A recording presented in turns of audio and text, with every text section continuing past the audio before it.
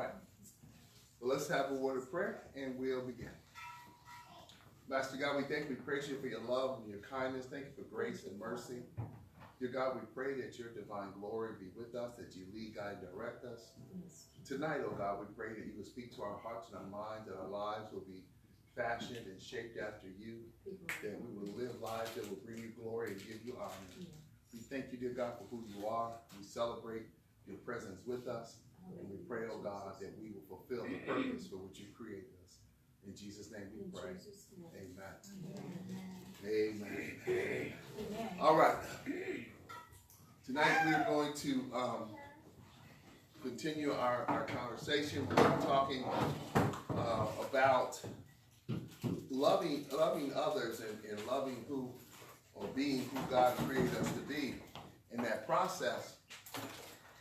But I'm switching a little bit because sometimes we have a difficult time getting past ourselves and loving others, and we have a difficult time understanding those whom God has instructed us to love. We don't always fully understand what it is that they're up against, or why they keep going into the same trap, if you will. So we're going to take a look at this, and it's dealing with, we can call it spiritual warfare. We can talk about, take a look at how the enemy has set it up to keep us trapped, to keep individuals on the treadmill where it seems like they're facing the same situations or end up in the same place, or dealing with difficulties that look very similar. So, what we're going to do, if you will, let's go to Luke chapter 8. It's going to be a familiar story. Luke chapter 8, beginning in verse 26.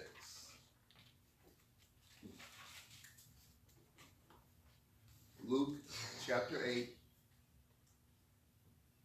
26. Okay? It says, they sailed to the region of the Gadarenes, which is across the lake from Galilee.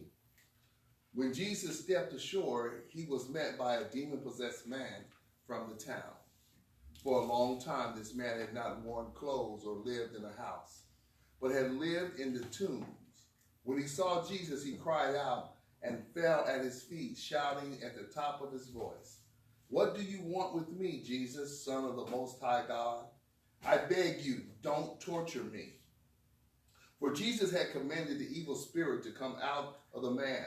Many times it had seized him, and though he was chained hand and foot and kept under guard, he had broken his chains and had been driven by the demon into solitary places. Jesus asked him, "What is your name?" "Legion," he replied, because many demons had gone into him. And they begged him repeatedly not to order them to go into the abyss. A large herd of pigs was feeding there on the hillside. The demons begged Jesus to let them go into them, and he gave them permission. When the demons came out of the man, they went into the pigs, and the herd rushed down the steep bank into the lake and were drowned. When those tending the pigs saw what had happened, they ran off and reported this in the town and countryside. And the people went out to see what had happened. When they came to Jesus, they found the man from whom the demons had gone out, sitting at Jesus' feet, dressed and in his right mind. And they were afraid. Those who had seen it told the people how the demon-possessed man had been cured. Then all the people of the region of the Gadarenes asked Jesus to leave them, because they were overcome with fear. So he got into the boat and left. The man from whom the demons had gone out begged to go with him, but Jesus sent him away, saying, "Return home and tell how much God has done for you." So the man went away and told all over the town how much Jesus had done for him. All right. We're going to take a walk through this thing, and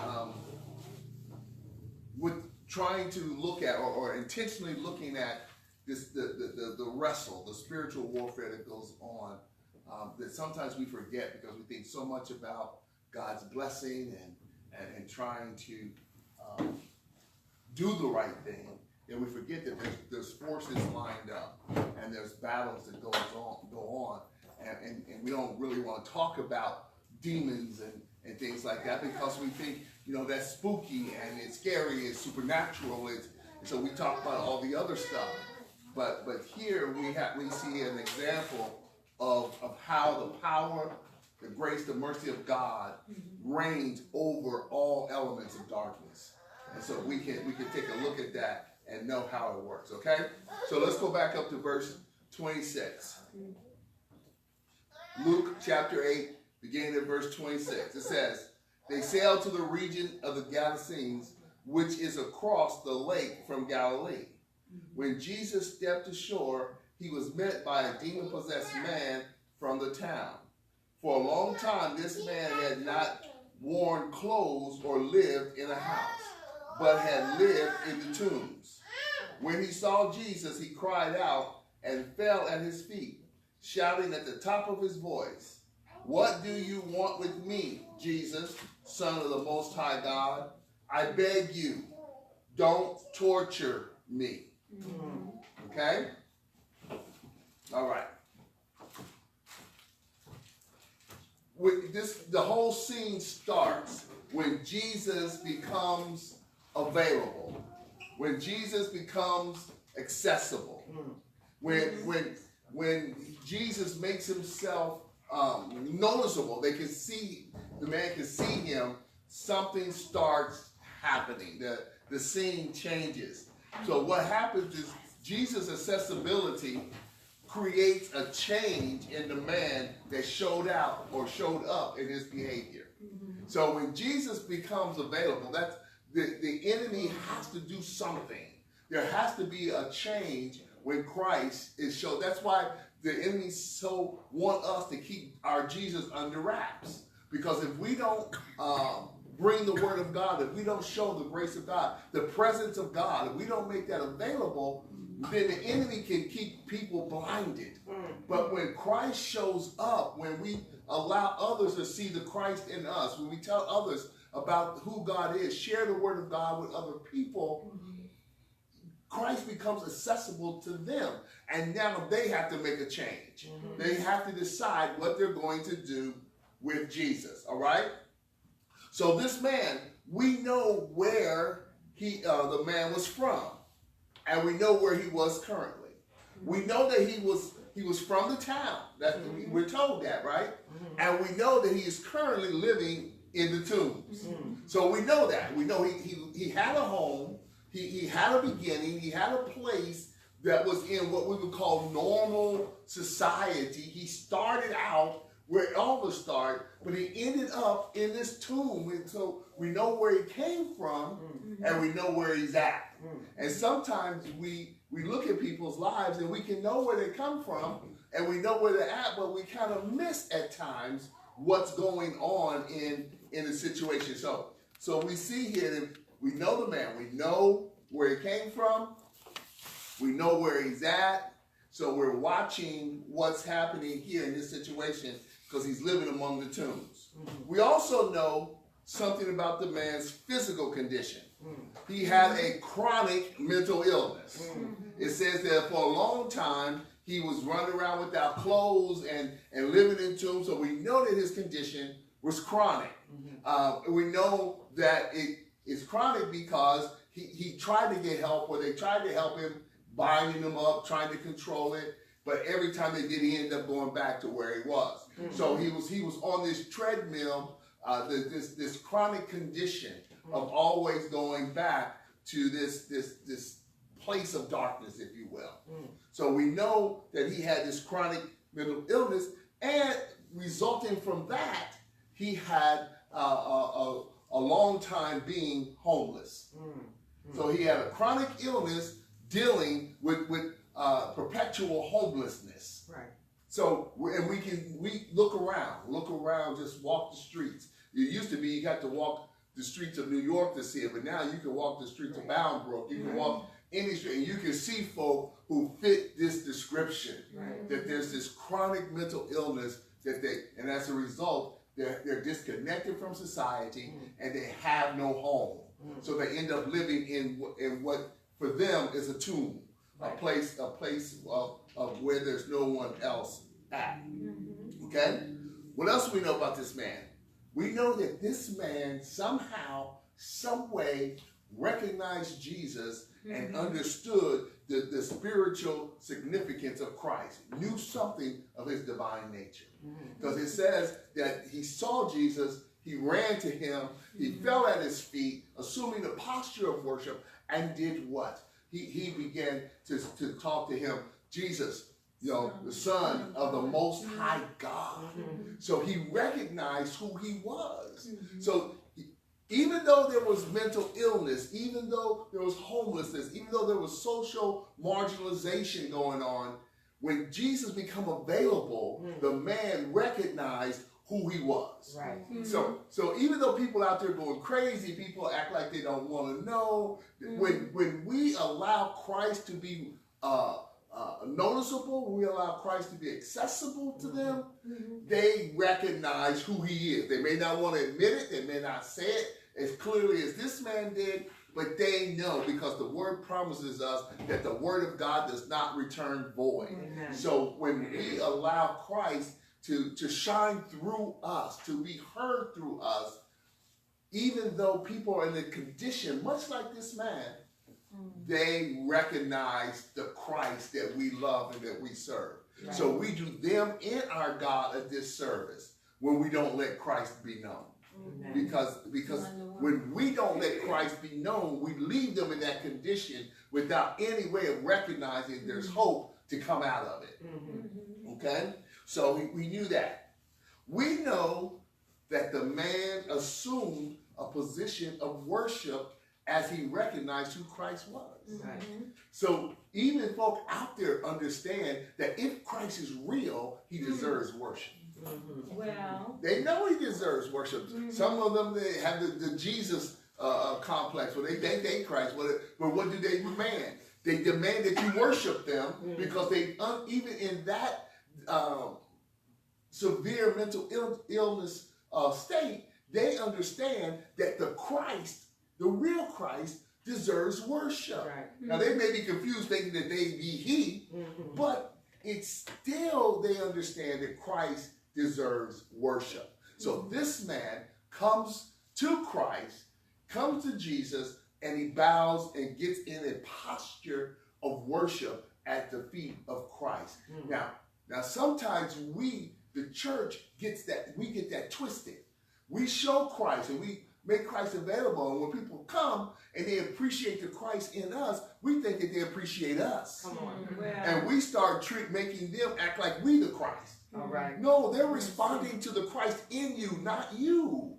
And they respond to the Christ in me, not me. Right. So if we show them Jesus, we have to remind ourselves and them that it's Jesus they're after and not us. Right. Because our flesh is just as messed up as theirs. Right. Lord. Okay? So we have to be able to show it and make sure they understand that. We also understand that this man, we know that he understood that Jesus was there for him. Because he goes and he says, don't torture me. Right. Why would he assume that Jesus was there to torture him? Why would he think that Jesus came to punish him? You see, so he naturally thought. So when people hear the gospel, it is human nature. It's natural for them to align themselves up with that thought.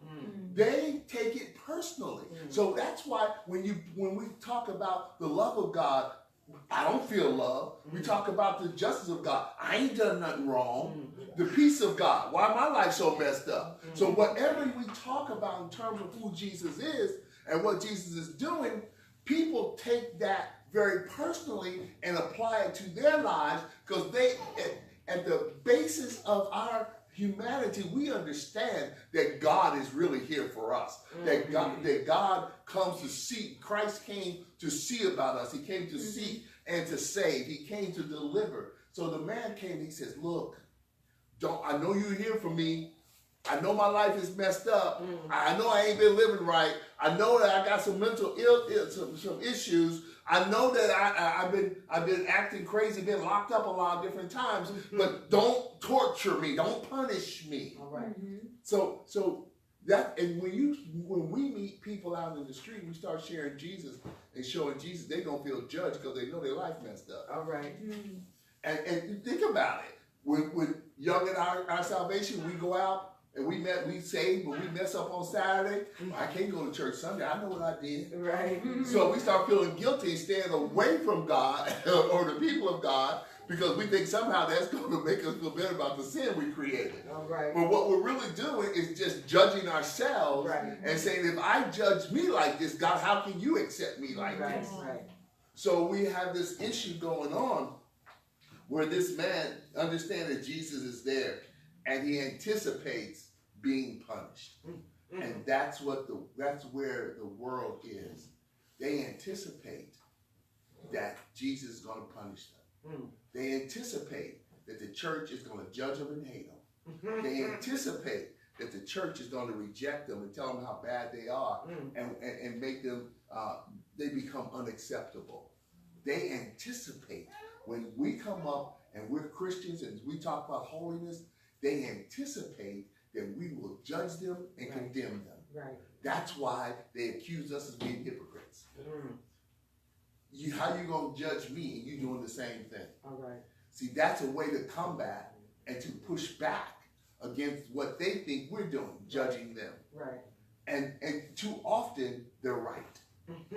Too often, the church goes judgmentally. Too often, we go condemning people because of the sin that they've done, and we forget about the sins that we've committed. All right. Well. Too often, we allow our pseudo holiness to become the standard for somebody else's life, and so we don't want to do that. And this man just assumed, he anticipated that Jesus was going to punish him. So you got somebody who's mentally ill, somebody who is spiritually deprived, socially rejected or marginalized, who is homeless, who recognizes who Jesus is, but is hopeless in that recognition because he thinks Jesus is there just to punish him. All right. Okay? My situation, my life is messed up.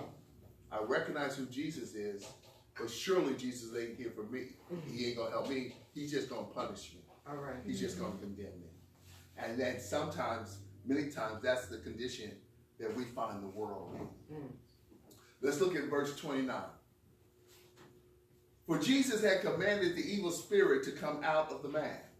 Many times it has seized him, and though he was chained hand and foot and kept underground, he had broken his chains and had been driven by the demon into solitary places. Jesus asked him, "What is your name?" "Legion," he replied, because many demons had gone into him, and they begged him repeatedly not to order them to go into the abyss. A large herd of pigs was feeding there on the hillside. The demons begged Jesus to let them go into them, and he gave them permission. Okay. Let's take a look at this. This is where the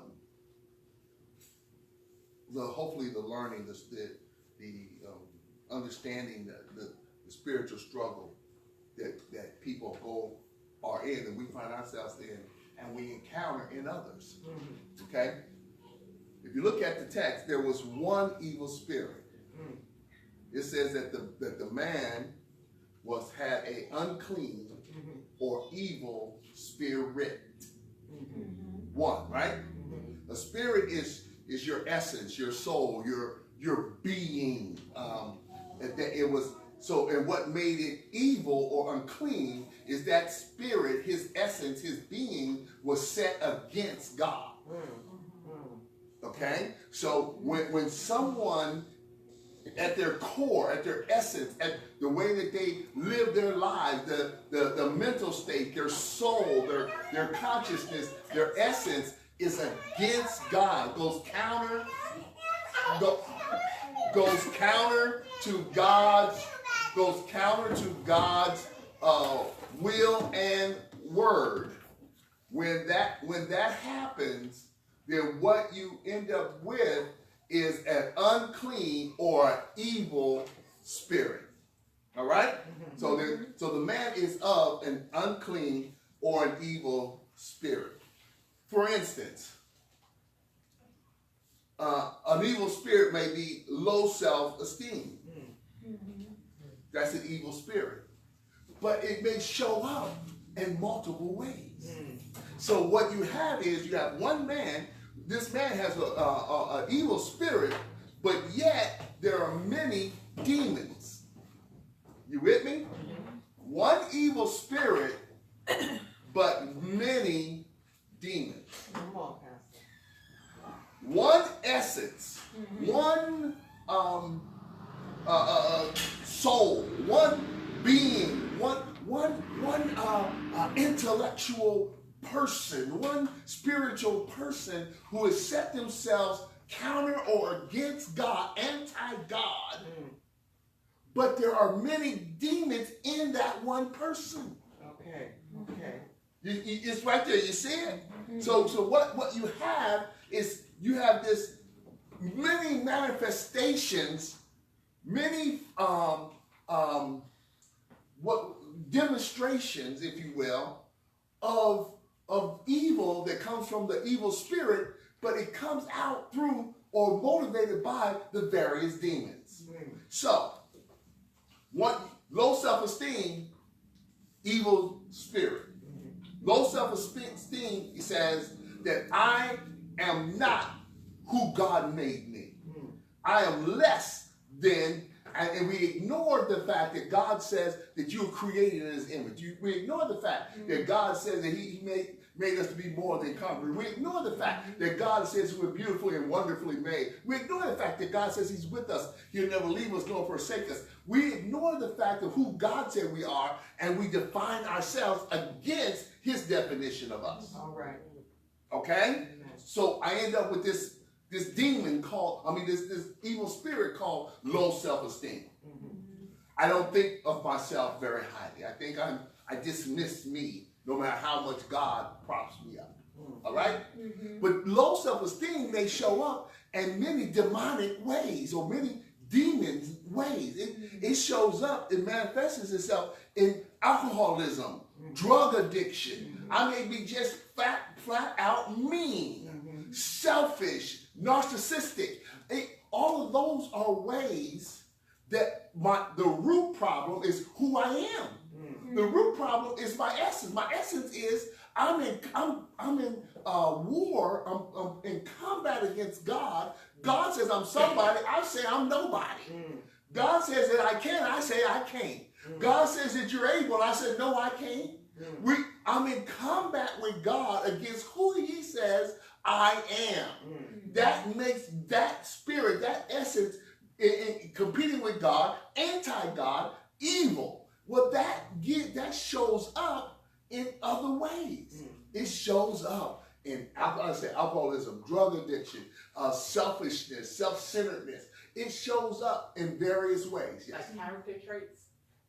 Well, it could be. You could call it character traits, but it's character of an evil spirit. Character defects. Right. So you have what you have is you have this evil spirit inside that demons manifests itself through. Demons need a broken spirit in order to occupy. Come on. If you don't have a spirit competing against God, demons can't occupy. Come on. It needs an unclean spirit to survive inside. And we'll see that as we keep going. So this one evil spirit, low self-esteem, but it shows up many ways. We see here that every time the man entered the process to get better, one of the demons would drive him to a place of isolation where he could be further victimized by the evil spirit. So they chained him. They tried to control what he went through. He entered the process, went to rehab, got locked up, was under house arrest, was decided I'm going to church every Sunday, every time the door opened. He was in the process of getting better, trying to control the evil that was driving him and propelling him, making him mad. He was trying to do that. But look at what it says. It says, many times that it seized him, and though he was chained hand and foot and kept under guard, he had broken his chains and had been driven by the demon into solitary places. Okay? So what happened is that every time he was trying to make an advance,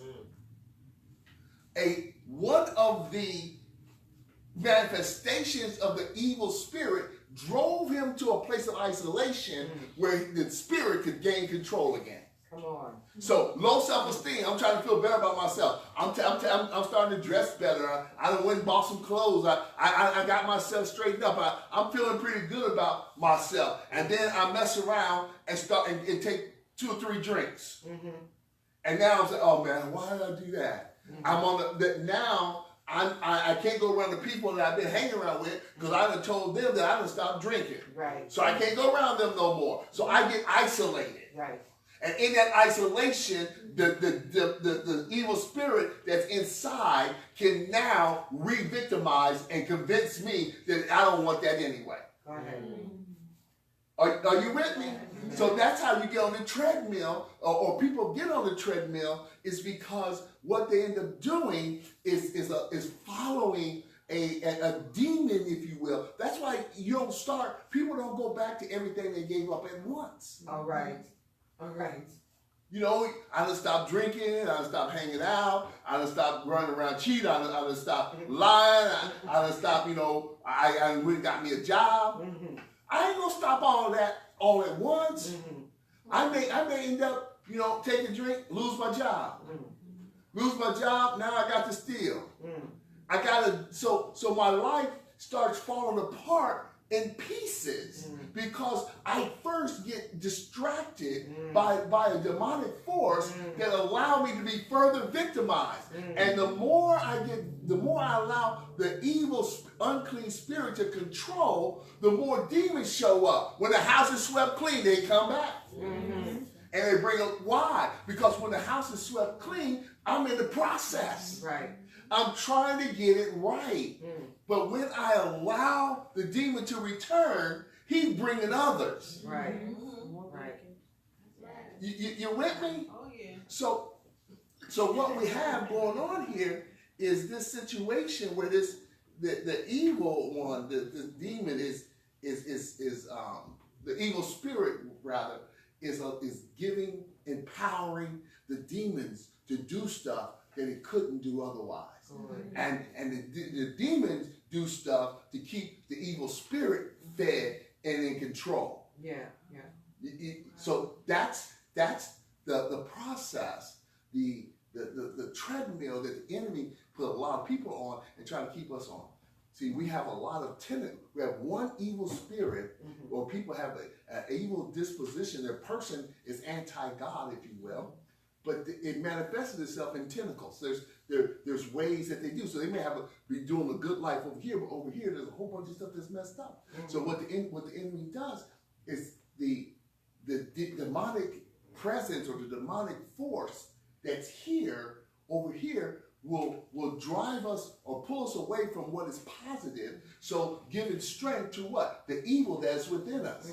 The evil that is within us will allow additional demonic forces to come to pull us further away. Yeah. Those demonic forces will pull us to places to get rid of the good that's in us. And as it pulls us away from the positive that's in us, those demonic forces will tell us that we don't need it. So what happens is it makes the evil in us stronger. And that's why people get progressively worse.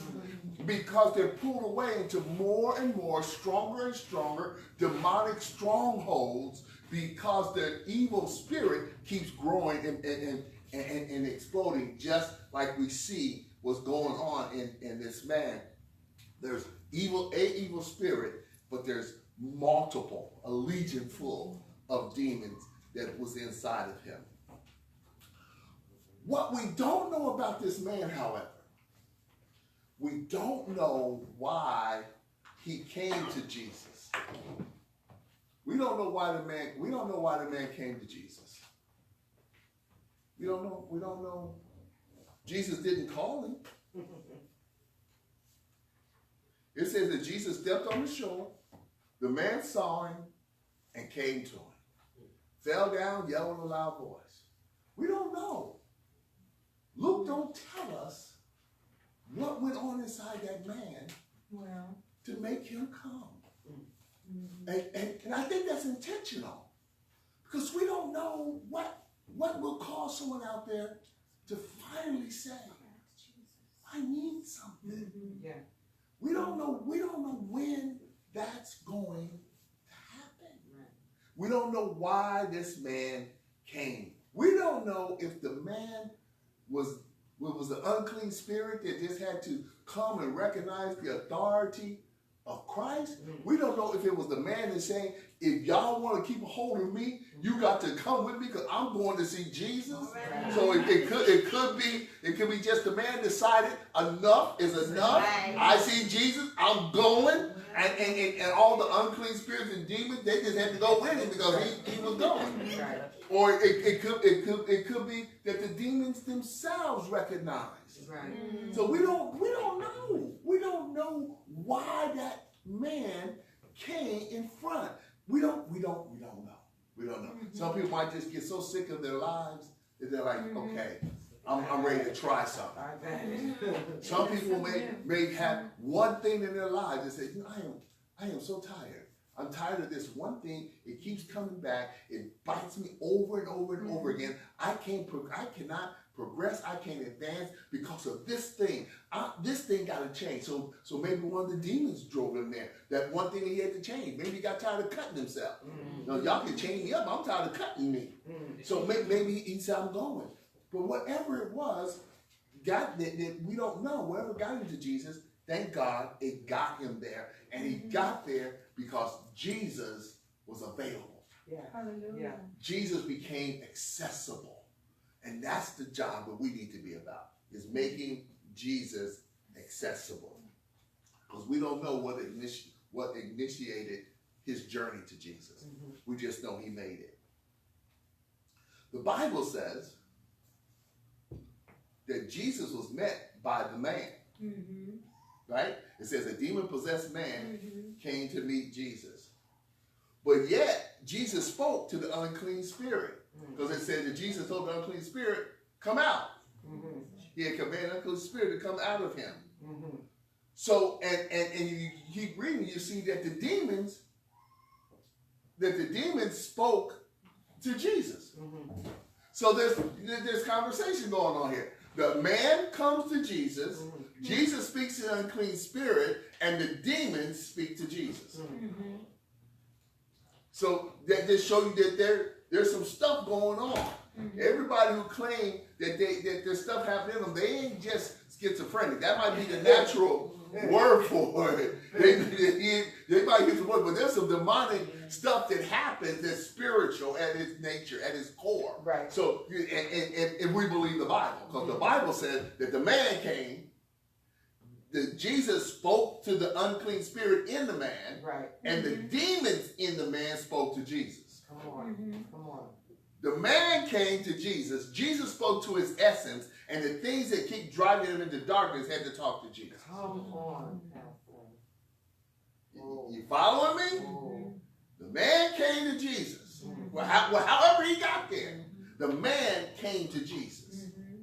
Jesus spoke to his essence, to his being, to his soul. And the demons that keep driving him into the darkness, into the errors of his life, they spoke to Jesus. It's in there. Now look at it. It's right there. It's right there in front of us. Jesus commanded the evil spirit to come out. Y'all see that in your Bible? What Jesus did not do was command demons to leave. Oh, but they had to go when the spirit came out. Bingo. Wow. Jesus commanded the unclean spirit to come out. Yeah. See, we spend so much time fighting demons that we forget there's the spirit that has to be converted. Come on. We spend so much time fighting the manifestations of evil that we forget that it's evil. That's why the Lord said, you don't wrestle against flesh and blood. So we fight alcoholism, drug addiction. We fight, meanness, selfishness. We fight the expressions of the spirit that's in the person. Come on.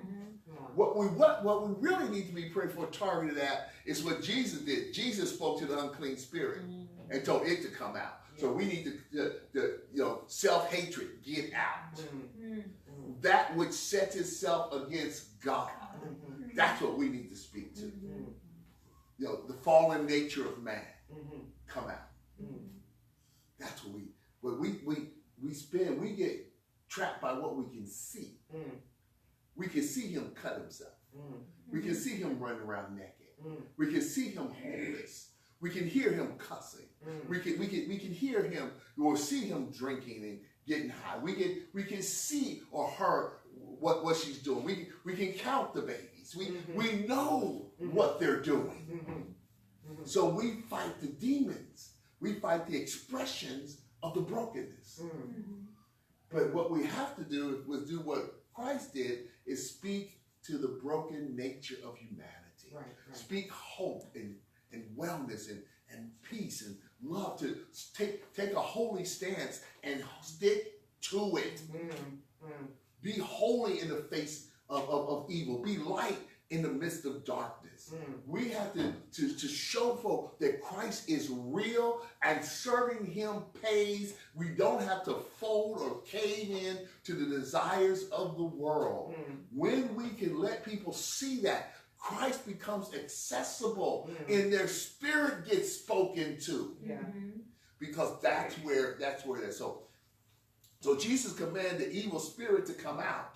He didn't command the demons to leave, because as First Lady has already got there, is once the evil spirit was evicted, the demons had to go. Yes.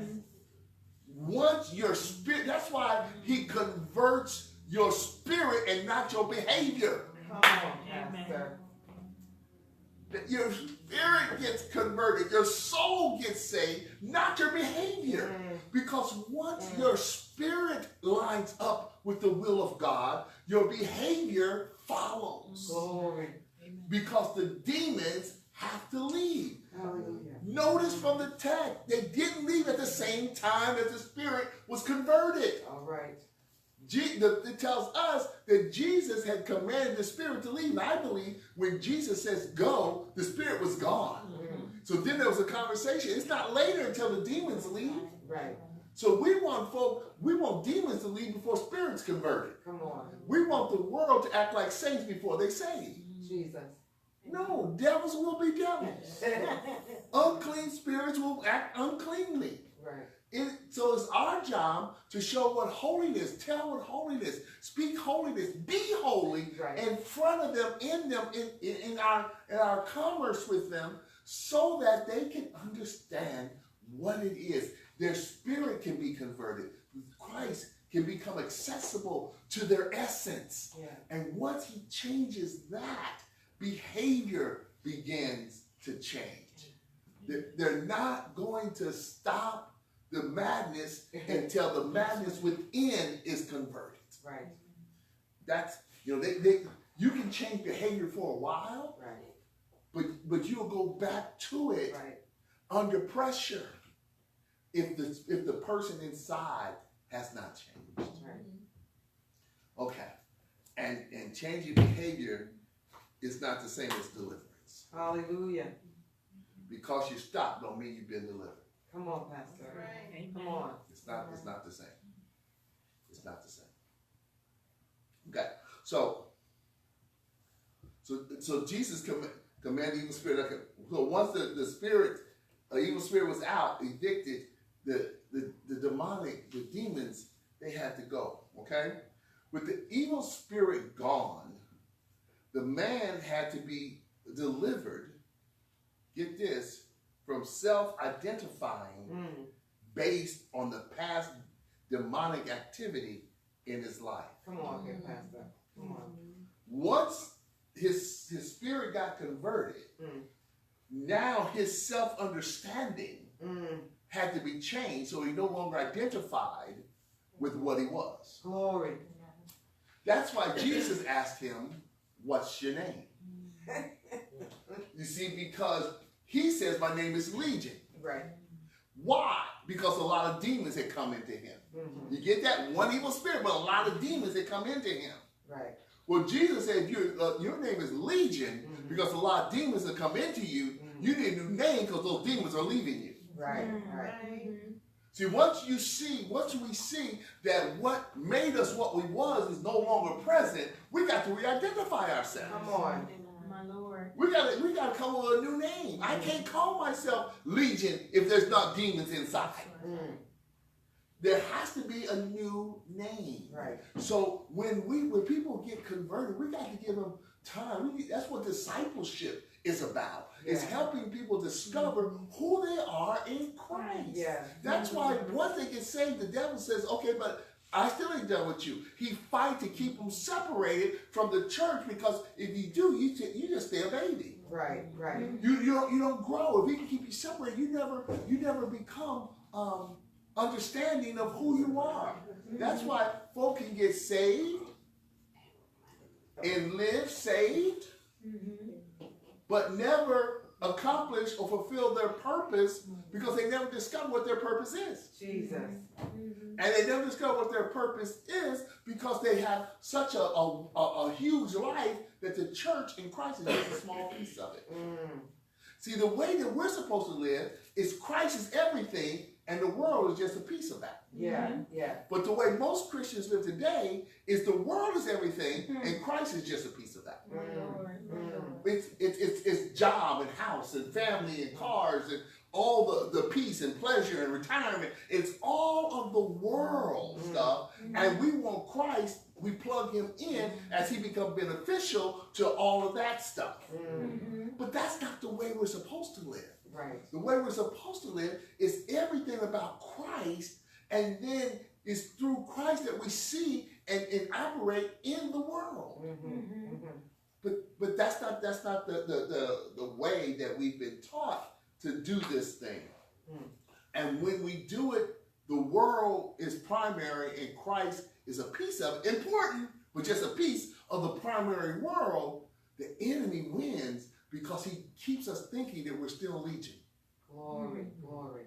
He keeps us thinking that we're still occupied by all that stuff that distracted us. Jesus. We will go looking for the solitary place, Jesus. thinking that we're supposed to be there. Woo, Pastor. We'll go back and see, is the bar like it used to be? Wow. We'll holler at somebody to see if I still got it. Hey, Go ahead, Pastor. we will do stuff looking for the solitary place where we used to get deceived. Jesus. Because that's who we think we really are. Jesus. Man, I remember when I used to. No, that ain't who you are now. Glory. The real you never did that. Yeah, you did it, but it wasn't the real you. It was the unclean spirit you. It was the deceived you. It was the broken you. It was the ungodly you that did it, but not now. So we have to see what's going on. So the evil, once the spirit is evicted, the demons have to go. Okay? Couldn't hold on. And he can no longer identify himself. Now here's a side note. Here's a side note.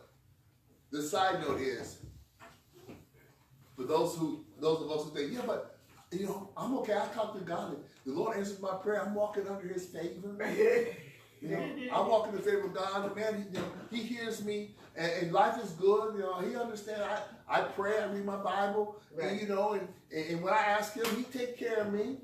And we can point to him taking care of us, right? And that's true, he can. But But I just want to point something out to you in this text. Just a small thing in the text. I just want to point this out to you. It's just a small thing. Jesus gave a positive response to the prayer of demons. Okay? We're not necessarily pleasing to God just because he hears and answers a prayer. Wow. The demon says, please don't send us to the abyss. Let us go into the pit. Jesus says, okay, go ahead. He gave him permission. Right. He gave a positive response to the prayer of demons. Jesus. So we can't think that we're okay just because he answers a prayer here and there. Lord, read. He answered, he said yes to demons. Oh, Lord. He gave them what they wanted. He gave them what they asked for. He gave them what they asked for. So just because he gives you what you asked for, just because he gives me what I asked for, does not mean that I'm pleasing to him or I'm in his will. I asked for a car, he gave it to me. Does not mean that the car's in the will or that I'm in the will. Jesus. Don't mean that. Don't mean that. It don't even mean I'm trying to be in his will. It means I'm trying to get him to give me what I want. That's right. I'm trying to convince him to get in my will. Jesus. That's, the Bible says they begged him, pleaded with him. How many times you pleaded with God to do something, and after you got it, you pleaded him to take it away?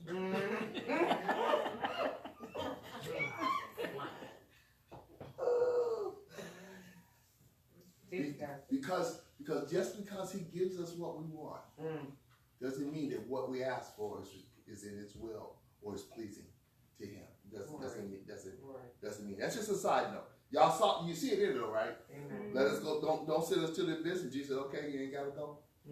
Okay. Verse 33, Luke chapter 8, verse 33. It says, when the demons came out of the man, they went into the pigs, and the herd rushed down the steep bank into the lake and was drowned. So they got what they wanted. When those tending the pigs saw what had happened, they ran off and reported this in the town and the countryside. And the people went out to see what had happened. When they came to Jesus, they found the man from whom the demons had gone out, sitting at Jesus' feet, dressed and in his right mind, and they were afraid. Now, I am not one of the ones that says, you can't be around unsaved folks. You touch somebody's demons might jump off of them, jump on you. I'm not one of them. I'm not. I don't think that's necessarily the case. But I do want to point this out, that when somebody decides that they're going to submit to Jesus, and Jesus starts transforming them and their life, those around them pick up extra demons. Come on, Pastor. Come on. Look at what happened. Let us go to the pigs. Now, demons can't drown. Okay. Okay. So they drowned the pigs. Right. It cost something for that man to be saved. The people in his town lost money. Right. Because he got saved. Jesus. So it may cost something. It may cost your job, may cost up your friendship. It may cost something. Amen. And it may cost something to other demon-possessed folk in your life. They might have to look for a new place to stay. Don't know. It may cost them something. But when you decide that you're going to serve God and live for God, the demons in you look for somewhere to go. Come on. Well, Jesus.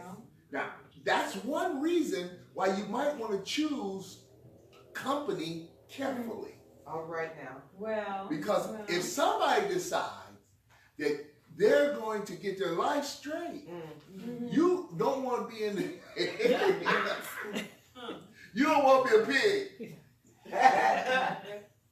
Now, I'm not saying that happens all the time. People get saved in church, so demons run around and jump on people. Yeah. I ain't saying that. But what I am saying is when you're around demonic activity, the chances of you picking up 1 or 2 extra is Or pretty greater. strong. You're greater. So, you know, you're hanging out at the bar, you may walk out with more than you walked in with. Oh, Lord. Well. You know, that's, you ain't got, if you sit around a gossiping dinner table, Mm. you may walk out with more than you sat down with. Oh. That's all I'm saying. So you don't want to do that. You don't want to do that. Amen. Okay. But now, look at this. The people who saw ran and told, right? Right. The message was not of Jesus and his power to deliver. It was of a miracle and financial loss. So they went and they told the story, but they didn't tell the gospel. They didn't tell about Jesus. They didn't tell about the deliverance of the man. They told what happened. They told this dude just did this miracle and these pigs died. So see, sometimes what we allow folk to pass off as gospel is just damaging and destructive. Wow. It gives the wrong message. How do you know? Because the people went to see what had happened. They did not go to see Jesus. Glory, glory. See, when we tell the gospel, we share the gospel, when we talk about who God is and what the Lord has done, his power to deliver, folk want to see Jesus. Right. When we talk about the miracle and the money he gave you and the deliverance you walked out of, people want to see the miracle. All right. So what is our testimony about? Is our testimony about what happened or who made it happen? Come on. My Lord. So that's our testimony. We have to testify. We have to bear witness of what it is. Now understand, these people were not the church. They just went and told the story. That's why we need the church to tell the story, because they can't tell it right. Come on, Pastor. They tell the wrong. Yes, They point yes. at the wrong stuff. Yeah. Jesus told the man, said, "You go tell them," because these folks, they got the wrong understanding. The folk who told it wrong. So when we're quiet again, when we don't tell the story and allow the world to speak for us, we sit around our little cluster saying, "That ain't right. That ain't right. That ain't how it is. That ain't the truth." But we don't tell the world it's not true. We don't tell those who've been impacted by it that it's not true. So we have to. I was watching the news the other day, and somebody came on and they made a statement that just wasn't true. And you know, they showed a clip, and in the clip, a statement was made that wasn't true. The news anchor said, corrected it, and said what the real deal was, and they must have said something in her ear. You know how they talk to her, and she says on TV, she said, "I'm sorry, I just can't let that go out stated that way, knowing that that's not true." See, and that's what we need. We need to hear from God in our ear. Yes. Right. Yes. We need to hear for when it's not true. We can step and say, "But that's not true." We ain't gotta be mean, ain't gotta be nasty, we ain't gotta be hateful, but we do need to be holy. Yeah. We need to make Christ accessible. We need to make him available to people. They need to know what truth is. Yeah. Because they got a whole bunch of people claiming to be Christian, claiming to know about Christianity, who talks a whole bunch of stuff and ain't picked up their Bible yet. Glory. And My Lord. we have to be in a place where we can say, "No, that's not true. This is what truth is." Hallelujah. And we have to be able to do that, which means we have to be in our word. We have to know what the Bible says. Amen. We have to have that relationship with God, okay? So the people went out to see what had happened. They didn't go to see Jesus. It is a changed life from chaos to peace, from evil to good, that frightened people. See, they went out and they saw what happened. They saw the man, they got scared. They were afraid. They saw what was going on and got scared. See, the world is accustomed to things degrading. The natural order is new to old, fresh to stale, good to bad. The natural order is strong to weak. They're used to that process. They're used to going from good, bad to worse. They're used to that. So they don't scare them. But when you start going from weak to strong, Well. start going from bad to good, from evil to holy, the world can, whoa, wait, that's the wrong order. That's not the natural order. And so they get afraid of that. Yeah. That's why they're afraid of you, because somehow you seem to be reversing the order. You don't cry when you should. You laugh. You don't give up hope when you should. You trust. You're getting better. You're not more addicted. You're less addicted. How did you do that? Right. And so they get afraid when they see that Jesus is there and life is moving in the right direction. It is commitment to Christ by that which humanity could not control that scares them the most and make them get rid of Jesus. See, they tried to control the man. They put him in shackles and chains. They put a guard. He was locked up in jail, had a guard over him. They watched over him, trying to control him. They could not. But now they see him seated, clothed and in his right mind. Yes. That which the world can't control, when it is controlled, they dismiss the power that controls it. That's the truth. That is so true. So they can't control it. They can't define it. But it becomes controlled. Now, no. We can't explain, but there is no God. They get afraid of the truth of what it's all about. Because they want to dismiss a power that can do what they could not do. Hallelujah. And unfortunately, we get like that sometimes too. We dismiss people we think is no more than us. We dismiss people we think are holier than us. Oh, that ain't real. That's phony. That's fake. That ain't good. No, we are more critical than we are encouraging. Amen. We tear down more than we build up. Because and we don't tear down folk behind us. We tear down folk in front of us. Because we look and say, oh, we think that they're better. They think they're better. No, you think they're better, so you try to tear them down. Come on. But we can't do that. Not if we can help, because that's how the world functions. That's how the world works. They tear down the strong so they can be the strongest. Glory. Glory. We don't do that. So the man's commitment to Christ created a problem for them.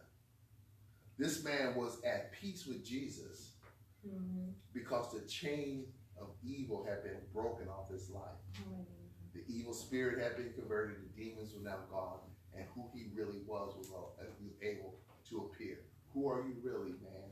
I am one at peace at the feet of Jesus, clothed not only in my body, but in my right mind. Yes. I am socially capable. I'm intellectually stable. I'm spiritually strong. Why? Because I found my right place of worship. Hallelujah. He was at Jesus' feet at the beginning of this story. Yeah. But he wasn't clothed in his right mind. Right. And he wasn't fully clothed. He was worshiping, but he wasn't worshiping truly. He was worshiping, trying to evade punishment. That's good. You with me? He was worshiping, trying to get out of the punishment. But it's not until the back end of the story that he's worshiping because Jesus is who he is. Yes. He's now worshiping Jesus because Jesus is Jesus. Yes. And the way he got there, clothed in his right mind. He's socially ordered, at peace in his spirit. That's how you get there. I just think they don't know. Get at his feet. Worship Jesus because who he is. Yes. Don't worship him to pick his pocket. Don't worship him to have him, give you the next big best thing. Don't worship him just so you can miss hell or be excused for your last sin. Worship him because of who He is. Bless your name, he's Jesus. God. Thank you, Father. At his feet. Thank you, Father. And that's where, because this posture of worship, represent one who worships not as the guilty, but worship as a disciple. Hallelujah. He's at his feet being taught, at his Yes. feet being nurtured. So I worship him not as the guilty, Yes. I'm worshiping as a disciple. Hallelujah. That's what you want. Glory. Worship him as disciple. mind regulated, put back together, okay? Evil's gone. We're almost there, y'all. Where am I at? Okay. Look at 36. Those who had seen it told the people how the demon-possessed man had been cured. Then all the people of the region of the Gadarenes asked Jesus to leave them because they were overcome with fear. So he got into the boat and left. The man from whom the demons had gone out begged to go with him. But Jesus sent him away, saying, "Return home and tell how much God has done for you." Yeah. So the man went away and told all over town how much Jesus has done for him. Now, the story of deliverance is told because life with Jesus can't be denied. It says that once they got there and saw it, the people told it again. You remember they went and told the story. People came to see what happened. Why do you need to tell the story again? Because the first time they told what happened, miracle pigs left. Now they're telling the story, well, this is how this happened to this man. We saw what happened. You see, once your life is transformed, once there's a transformation of life, the world has to recognize that God has done something. Yes. So even what they talk about change. Yes. They may not accept it, may not want it, but the conversation changed. It's no longer pigs went down a hill. It is now this man is sitting here clothed and in his right mind. Because that's why you need to let your light shine. That's why having a converted life means something. It's not just, I ain't there yet, God understands. No, we understand that you're defiling your testimony. That having a changed life says to the world that Jesus is able. It changes the conversation around you. Yeah. Things that they talk about around you will change. If people are comfortable cussing and telling all kind of nasty foul jokes around you, maybe they don't see the Jesus yet. Come on, Pastor.